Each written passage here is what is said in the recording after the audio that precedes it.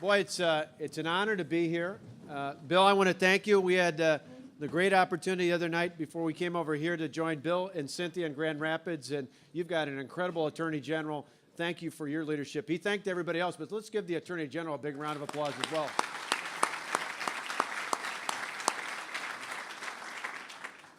And of course, just a few years ago, and in my case, I've gone through enough elections. It seems like it was more than just a couple years ago, but Rick Schneider and I were both elected in the class of 2010. If you look around the country, it's really an exceptional class of Republican governors. But Tonette and I want to extend our thanks to Rick and Sue, not only for being here and hosting us, but earlier this summer, they hosted me and all the other governors from the Great Lakes. Rick's done a tremendous job here in the state of Michigan. Let's give your governor another round of applause.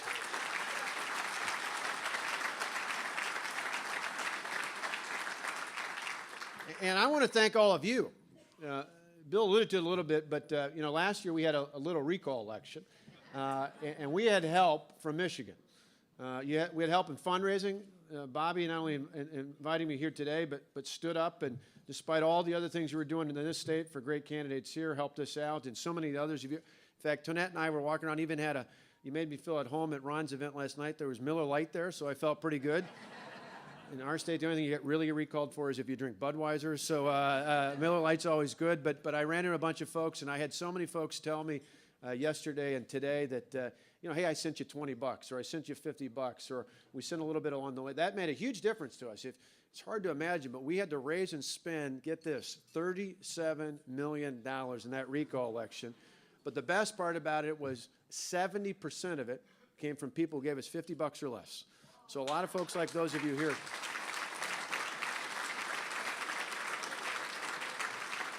And I not only want to thank people who helped us out financially, a lot of folks made phone calls for us here. A lot of folks, Sharon, you came on over and joined us. A lot of other folks literally came on over and helped us out at our campaign centers. I bumped into people from Michigan and all across the Midwest, and even some others that made it around the country.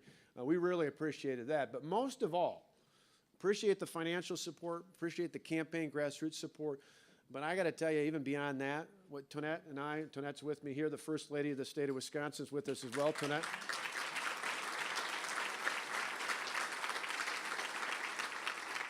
What Tonette and I appreciate more than anything is, and a number of you told it to me this morning, are people who came up to me and said, you know what, we prayed for you. We prayed for you not just in that campaign, but in all the struggles and all the protests. We had people from all across our state. That people ask, how did you get through it all? I said it was simple. I got out of the Capitol, and everywhere I go, didn't matter if it was a factory, a farm, a small business, a school, a clinic, a hospital, I'd run into people who said, Governor, we're praying for you and your family.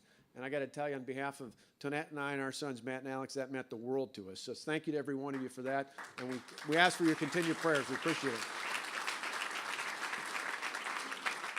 Again, I want to thank Bobby and Sharon and the leadership, everybody here. I want to thank your great elected officials, in addition to the governor and the attorney general.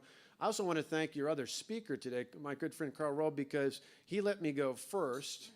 I mentioned my boys, Matt and Alex. It is Parents' Weekend at the University of Wisconsin, and it's hard to believe, but our little baby boy, Alex, is now a freshman at the University of Wisconsin. Our other son's a sophomore at Marquette University. They're both going to meet us at the football game, which kicks off at 2:30 Central Time. So you can be assured I'm not going to go on too long and lead into Carl's, because I'm heading out the door after this. But I'm sure, other than maybe a handful of you are Purdue fans, everybody else is okay, because I'm not playing Michigan or Michigan State, so I'm safe.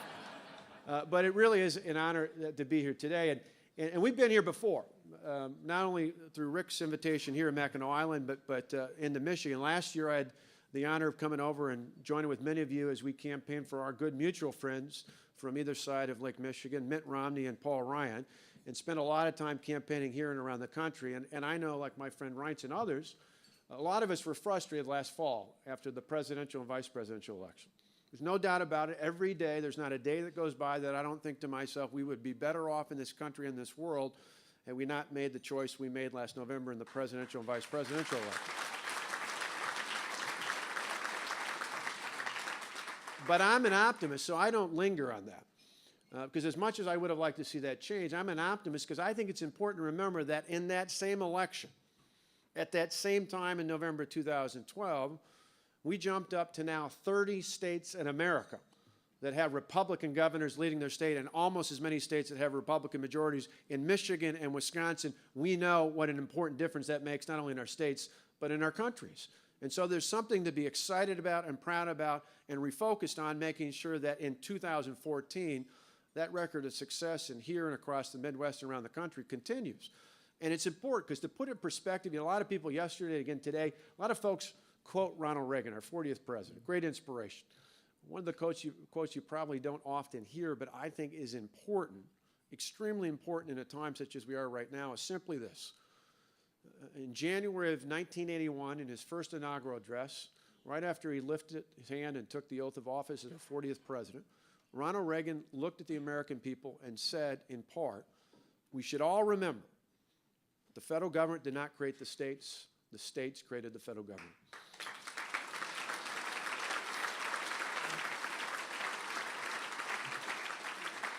And why that's so important is happening in Michigan and Wisconsin, and particularly here in the Midwest. Because you see, real reform, as much as we'd love to see changes in Washington, and that time will come as well, real reform happens in the states. Think about it. Michigan and Wisconsin know that very well. About a decade and a half ago, in the mid-1990s, welfare reform didn't happen with Bill Clinton's pen. In our nation, it happened because of John Engler and Tommy Thompson in Michigan and Wisconsin. They led the way and forced that change into Washington. So I say, going forward, I want to leave you with three simple things that I think you can carry on across Michigan and to others around this country to inspire us as we go forward, not only in 2014, but in the years to come, about how we can get our party and our state and our nation back on the right path. And it's really following the lead of great governors like yours here and others of our colleagues who are doing amazing things in states all across America. I get so tired of the pundits after last fall's election somehow saying there's something wrong with the Republican Party, that somehow we have to dramatically change our principles. There are 30 governors in this country. The vast majority of us got elected in 2010. The vast majority of us, in fact, one of the things, if you want to get in a good debate with someone in the media, point out that in nearly every battleground state in America where Barack Obama carried, those same states are led by Republican governors. In Michigan, in Iowa, in Wisconsin, in Ohio, in Pennsylvania, in Florida, in Virginia, in New Mexico, in Nevada. Every one of those states were battleground states. They were all unfortunately carried by the president and the re-elect, and yet every one of them is led by a Republican governor. That's an important thing to remember. And so what's the difference? What can we learn from the states that we can apply at the federal level? It's simple. It's these three things. First off, Republican leaders at the state level, governors and legislators, are more optimistic. You see, I believe fundamentally there needs to be a contrast, no doubt about it. I'm not saying we should never contrast with the Democrats, but more than anything, you know what voters want? They want a plan. They want optimism. One of the reasons why I'm confident that Rick's going to be reelected here, much bigger margin, don't take it for granted, but I think he's going to be reelected by a significant margin, is because he's got results. He told you what he was going to do, and he set out, and he did it. What other state's got a 5% plus drop in the unemployment rate?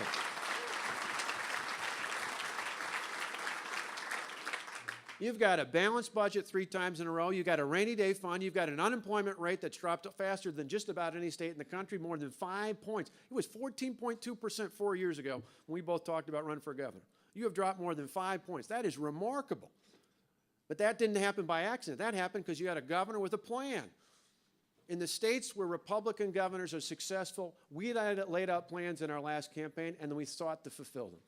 In our case, we did some of the same things. We balanced our budget. We put record number of money into our rainy day fund. We saw our bond rating stabilize. We saw our pension improve. We saw our unemployment rate go down. Our unemployment rate was 9.2% 4 years ago. It's down to 6.7%. We've done all the same sorts of things that Rick's doing here, that Kasich's doing in Ohio, that others are doing across the country. Why? Because we understand the best way to get the economy going is to get government out of the way. When you repealed the Michigan business tax, you understood that if you did that, you'd put more money back in the hands of entrepreneurs, and they in turn would invest that in capital and put more people to work. Not more money in the government, but more money back in the hands of the people who create jobs. That is an optimistic message for your state. That's what governors and state lawmakers are doing all across this country on the Republican side. We need to do more of that in Washington. Where we saw that happening in our election, because my numbers, as you can might imagine, You guys had a few protesters here. At one point, we remember it well, we had 100,000 protesters in and around our capital in Madison. And my poll numbers in the spring of 2011 were if at best, we're in the mid-30s. We won our recall election with more votes by a higher percentage than we did in the 2010 election. And I want to tell you what turned that election. My boys now are in college, but when we were first in office, both of them were in high school, public high school in Wauwatosa, just outside of Milwaukee. And so just about every night we'd go back home because we didn't think it was fair to move our kids in high school. It was easier for me to go back home, even though we got a nice residence. It's better than the one you've got in the state capitol, but not nearly as nice as the one up here. I said it's always pretty good for public housing, but we would go back and forth, and I got to tell you, it was interesting. We started making the case. I would repeat our message over and over and over. I repeated it so much, I used to say, I sound like a broken record. Until my boys said, Dad, nobody knows what a record is anymore. So I sound like a repeating iPod or a scratch CD or something like that. But we kept repeating it, and it started to sink in. And you know how I could tell? On that trip between Madison and Milwaukee, I'd see these signs. Reince has been along that trail before, the signs in I-94 that would pop out. First it was in fields, these big 4x8 plywood things. They weren't from campaigns. They were just literally farmers taking big pieces of wood, painting them themselves with a sign that said, "We stand with Walker." And then pretty soon the next day there'd be another couple signs in the next field over. And pretty soon it wasn't just in the fields, it was in cities, and it was in places I'd never seen political signs before. Now, we were smart enough once our recall campaign kicked off to not go against the tide. We didn't do Walker for Governor signs. We did "We Stand with Walker" signs. But what changed was that people understood that instead of this being about collective bargaining or unions or anything else, what it was about one simple question. Who do you want in charge? Who do you want in charge of your government? Do you want the big government union bosses, or do you want the hardworking taxpayers? The good news for us on June 5th, 2012, the hardworking taxpayers won, and next November in Michigan and Wisconsin and all across America, the hardworking taxpayers are going to win again.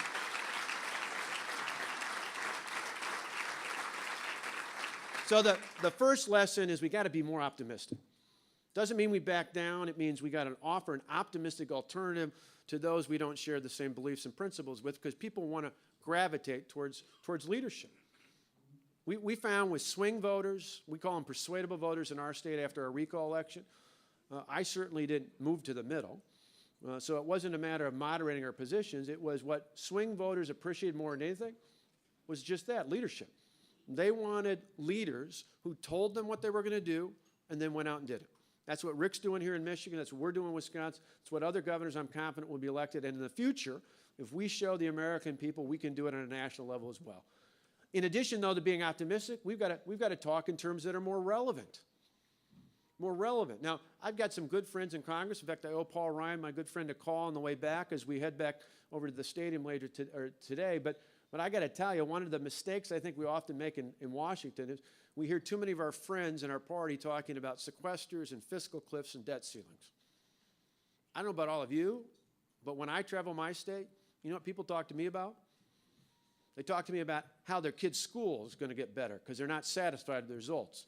They talk to me about how their neighbor down the block's been unemployed for the last 6 or 7 months. And they talk about how their son or daughter or their grandson or granddaughter who's in college, how they pray to God that they'll find a job actually in the area they trained to get their degree in. They ask about those sorts of things. And we need to talk in terms that are relevant to everyday voters. I'll give you a classic example of this. Public education. Public education, I think, is one of those issues where all too often the media somehow gives a pass to the other side and pretends like only Democrats can talk about education in our country and that Republicans somehow aren't for it. Both of our boys went to a public high school. I went to a public high school. What we did with our collective bargaining reform, I would argue in our state, is the biggest, most significant education reform in the past 20 years because we changed the dynamics. I'll give you a good example of this. Back in the spring of 2010, long before I was the governor, there was a young woman by the name of Megan Sampson. Megan was a teacher in the Milwaukee public school system, a public school system not unlike yours in Detroit, a big urban public school system that had unfortunately for generations failed a vast majority of its students. Megan Simpson was a first-year teacher in English. She was named early in spring of 2010 the Outstanding Teacher of the Year in Wisconsin. The whole state. Not in Milwaukee, not in southeastern Wisconsin, the entire state. She was named the Outstanding Teacher. A couple weeks after she found out about that, she got a notice. You know what the notice was? Not when the date of the banquet was to get the award or anything else. She was told she's being laid off. Can you think about that? Imagine that. The Outstanding Teacher of the Year, someone you'd want in any school, public or private, anywhere across our state or anywhere else across the country, was told she was being laid out. How could that happen? Under the old collective bargaining system in our state, times are tough in school districts. What happens? The last hired is the first fired. The last in is the first out. One of the best things we did in our state wasn't just about taking on the unions and putting the power back in the hands of the taxpayers. One of the most lasting reforms we put in place was we got rid of seniority and tenure. We empowered our schools to hire and fire based on merit, to pay based on performance, to put the best and the brightest in our classrooms.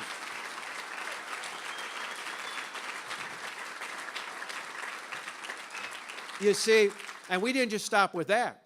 We empowered our charter schools to grow, our virtual schools to grow, our homeschool parents to grow in their opportunities, and we took another step forward. More than 2 decades ago, we were the leader in terms of the Milwaukee Parental School Choice Program, but we said in this last budget, that's not enough. We're going to open the door of opportunity for choice everywhere in the state of Wisconsin, not just to help the kids that go to those choice schools with that voucher, but to ensure that every kid in every part of the state of Wisconsin has access to a world-class education, because when you give schools reform and then you put the pressure on by saying you better use those reforms to improve your schools, because if not, we're going to give those kids a chance to go somewhere else under some other opportunity. Our goal shouldn't be to improve the public education system.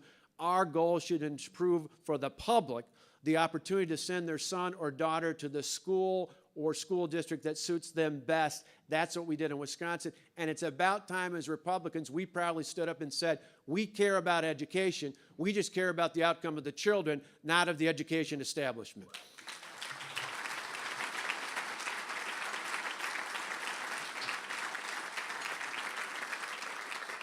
And let me just add, part of speaking in terms that are relevant to where people are and their concerns isn't just in the terminology. It's also in where you go to say it. It's also in where you go to say it. A few years ago, before I was governor, I ran for re-election in Milwaukee County as the Milwaukee County Executive. The only Republican's ever been elected there. I was elected once and then 2 other times re-elected. And it's interesting, I did exceptionally well in the city of Milwaukee, particularly in areas of high concentration of African American and Hmong and Hispanic voters. And people said, well, how did that happen? You're a conservative Republican. Well, 2 things mattered. I was an advocate for small businesses and entrepreneurs, and I found increasingly getting out in the community, telling that message, sharing with young entrepreneurs, helping small businesses grow made a big difference in those parts of my then county district. And the other big role was school choice. You see, for far too many of our families, particularly in urban areas, they feel trapped in school districts that don't empower them. And every one of the voters in my county, just like in my state, just like I'm sure it's true in Michigan, every one of the voters I've ever run to care about one thing more than anything else: their children or their grandchildren.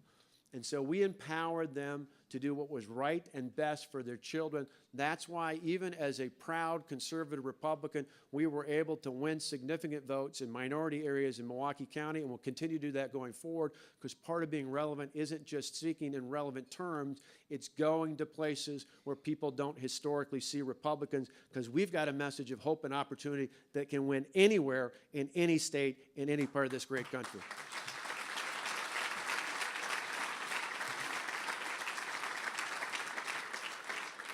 And finally, I tell you this.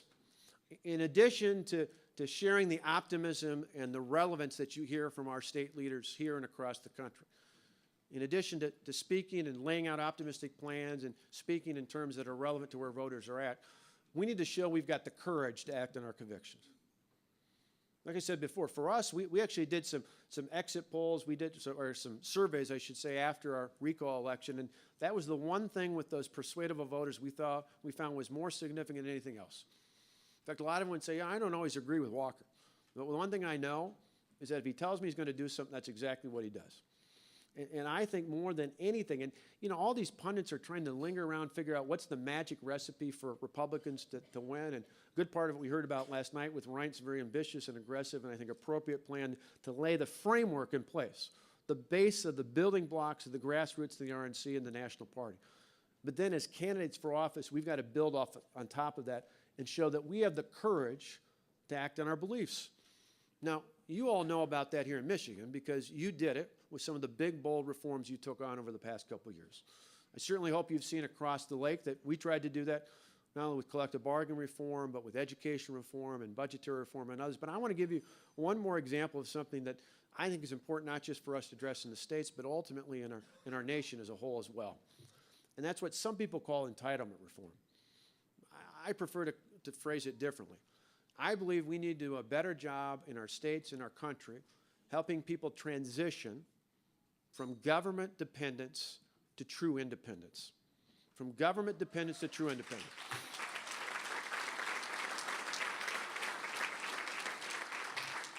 In fact, one of the frustrations I had last year in the presidential election was I thought we lost the golden opportunity to lay out a very clear distinction between what we as Republicans and what Democrats believe in terms of the proper role of government. You see, I believe the president and his allies measure success in government by how many people are dependent on the government, by how many people are on unemployment and food stamps and Medicaid and other programs like that. I believe we should measure success by just the opposite, by how many people are no longer dependent on the government. Not because we push them out to the curb or push them out to the street, but because we understand that true freedom and prosperity comes not from the mighty hand of the government. It comes from the dignity that only comes from work. When you empower people to control their own lives and their own destiny, that leads to more freedom and prosperity. And let me give you a quick example of that. We made a change this last year when it comes to food stamps. And before that, early on when I was the governor and the reform hadn't been made yet, we had a young woman who, now in our state, the requirement is if you want food stamps and you're able-bodied, you have to either be employed part-time or you have to be enrolled in one of our employment training programs.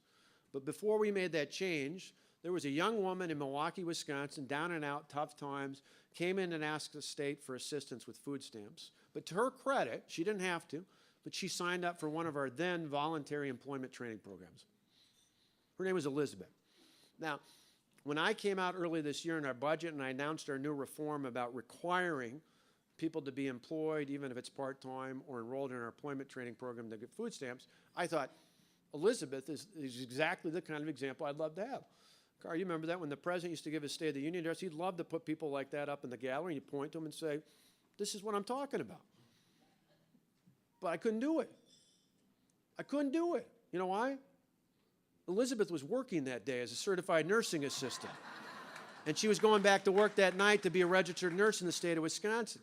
You see, when people on the left in my state capital criticized me saying that reform was about disliking poor people and making it hard to get government assistance, I said it's just the opposite. I love the people of my state so much. I don't want them to be permanently dependent on the government. I want to empower them. I want to make it not harder to get government assistance. I want to make it easier to get a job.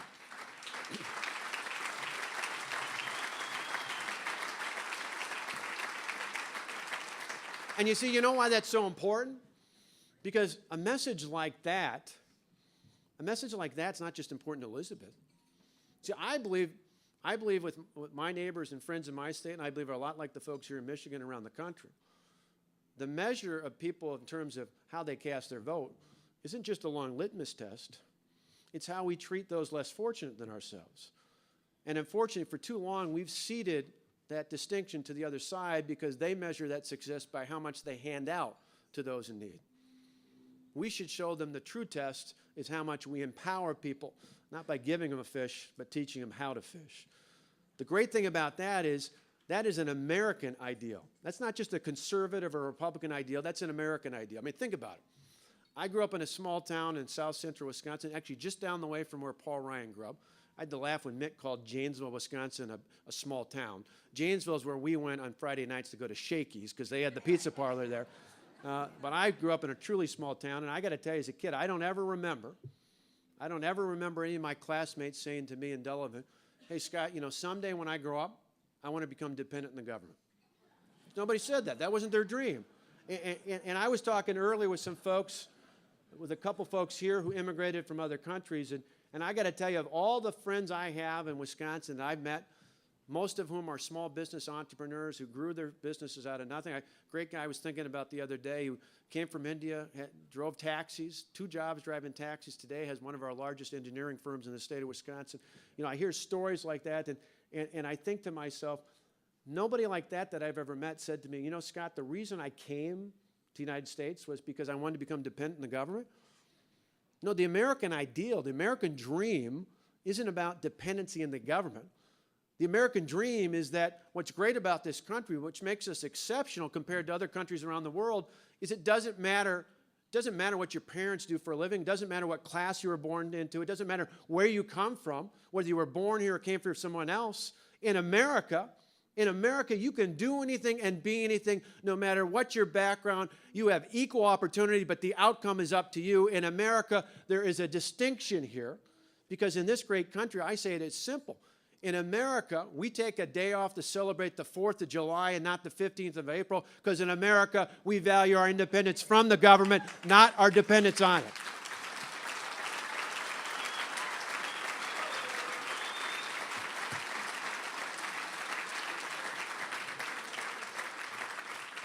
And so I depart leaving you with this. And Carl, my apologies, but I've heard you enough before, I probably could tell a good chunk of what you're going to, and he and I, probably both as well, but it's an honor to be with you here as well. But I just want to end with this last thought. I'm bullish on the future. I'm an optimistic guy. I think this state, our state in Wisconsin, your state here in Michigan, and I think this region and this country is headed down the right path. And sure, there are barriers in Washington, there are problems out there in our nation's capital, but I'm optimistic about the future. And I'll tell you simply why. You see, growing up in that small town of Delavan, and I met somebody from Delavan over here as well, another DDHS graduate, and it's an honor to see. There's not many of us, so it's pretty exciting when I meet somebody from Delavan. But when I grew up in that small town of Delavan, I got to tell you, years ago, maybe I was a little bit of a geek, but I loved history, and I loved it so much, I thought of our founders almost like superheroes.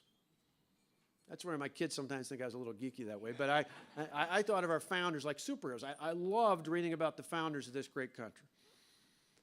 And I grew up the son of a preacher, so we didn't know it, my brother and I at the time, but we were kind of poor, I guess. So we never had enough money to go to places like New York or Washington or anywhere else out. So it wasn't until I was governor a few years back that I went to a Governors Association conference out in Philadelphia, Pennsylvania. And being that geek who loved history, I got up early in the morning, and I went over to Independence Hall. And here I was, you know, almost thinking like I was going to the superhero League of Nations, you know, to look at these folks. And I got up early in the morning, and Tonette and I were there, and we looked inside. And first off, have you ever been there?